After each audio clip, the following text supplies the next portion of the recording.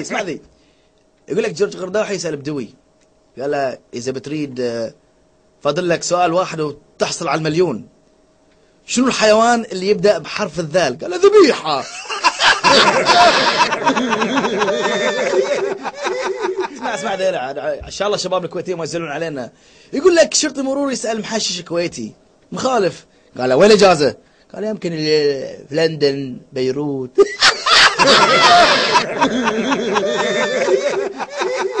سعودي هاي وايد حلوة. يقول لك محشش اتصل في الطوارئ، يقول لهم شباب في حد مسوي مسكول؟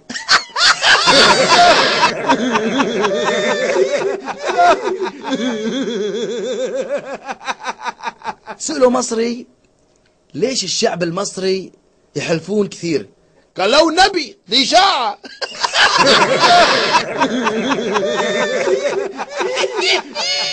جورج قرداحي بعد يسأل واحد بدوي، يقول له إذا بتريد اسم وزير الدفاع الصيني، قال له شن حرب شن.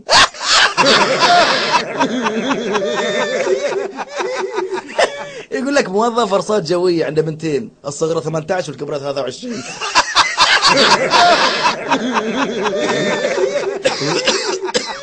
اسمع ذي. يقول لك طرار ميت من اليوع، قال حق نذل عطني اي شيء جزاك الله خير انا جوعان، قام عطاه حبوب فتح الشهية.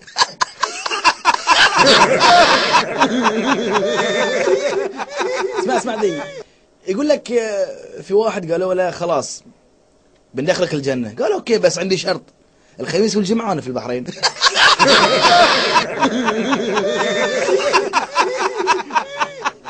يا اسمع لا هذه حلوة اسمعها. يقول لك بدوي صاد زوجته طقها طق، قال ليش طقها يا ريال؟ قال بنت الكلب ربحت إقامة في فندق مع شخص.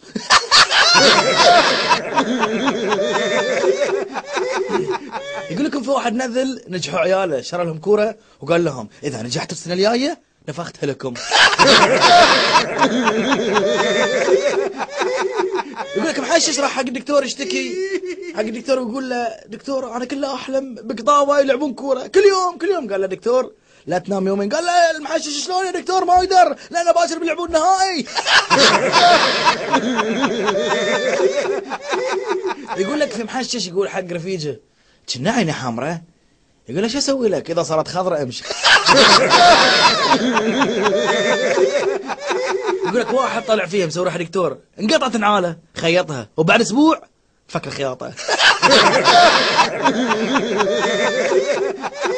يا اسمعها. يقول لك ملقوفه قالوا له بنعطيك $500,000 بس ما تتلاقي فين، قالت بس ابي اعرف النص الثاني حق من هو.